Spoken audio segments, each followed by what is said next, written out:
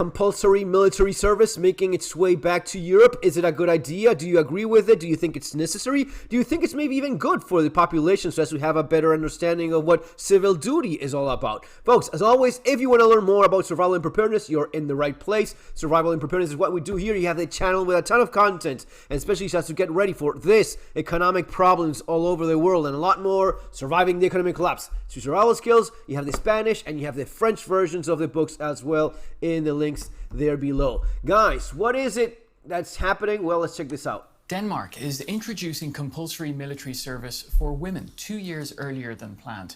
Danish women who turn 18 after July 1st this year could be drafted from 2026 onwards.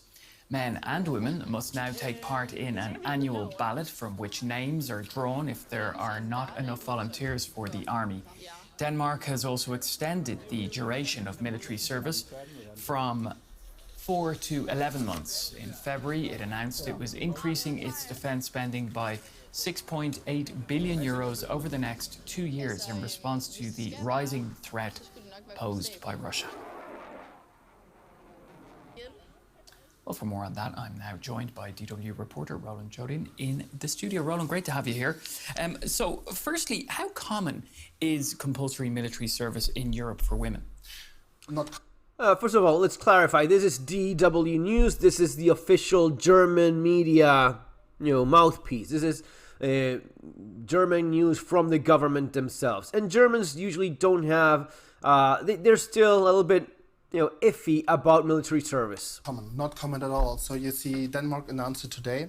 You have a country like Sweden who introduced compulsory military service for women 8 years ago, and you have a country like Norway, not a member of the EU, though a member of NATO and of course European country, who introduced it 10 years ago. So he says it's not common at all, and then he mentions a couple countries, neighbors, that have had that for years, even way before anything started with Russia. And he's not even mentioning Switzerland. So I really have no idea where this not common at all thing is. You have also other countries like Lithuania or Latvia who consider introducing it. Latvia, for example, says it considers introducing it in 2028. Right, well, what about here in Germany? So when it comes to women and military service, you would have to change the German constitution. For that, you need a 2/3 majority in the German parliament. We've just had elections here. The far right and the far left gained more seats, so the government will have a quite tricky time to form this majority. Actually, it's not possible because the far left has a more pacifist stance towards military service, and the far right would approve it, but all parties in the German Bundestag, the German parliament, ruled out to work together with the far right.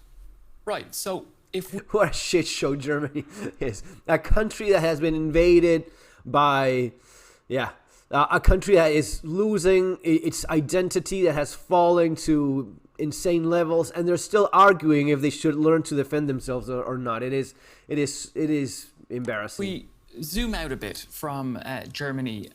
Are more countries planning on reintroducing or introducing military service? Yes. Yes. Short answer, yes, absolutely. Because you see, the story is after the fall of the Berlin Wall, after the end of the Cold War, most European countries felt safe and peaceful times, and they suspended their military services.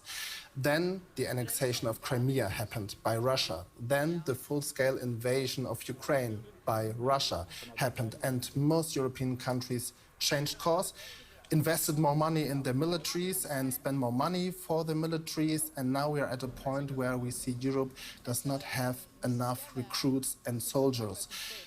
A high-ranking German military official, for example, said Germany lacks 20,000 active soldiers and up to 100,000 reservists. And that's why I think the question is not whether, but rather how Germany and other European countries will try to manage, get more people, and introducing the compulsory... Okay, DW reporter dude has very little... I think it's absolutely necessary. You need it. You have a serious threat. It's not just Ukraine. There's been sabotage all over the Baltic, and it's clearly something that needs to be taken care of. You need to be able to defend yourself. Personally, and as a nation. I think this is more than obvious, and again, it's something that a number of other countries have been doing for a long time. It is not all that rare, and the closer you get to Russia, the more common it always has been, because they know what it's all about. They've suffered it. They know how brutal it can be, so they do something about it. Now, on the other hand, you have, well, Germany, and the further west you go, the more detached they feel of, it's never going to happen here. And that can be quite dangerous. The idea is, hopefully you don't need it. This is like everything else we do here in terms of preparedness. You train, you learn how to use things, you learn how to defend yourself, how to use the right tools, and hopefully you don't need it. Usually it's going to be that the more capable you are, the less likely you are to be targeted. So that's also something that needs to be considered. Folks, that's going to be all for now. See you on our next video. Take care.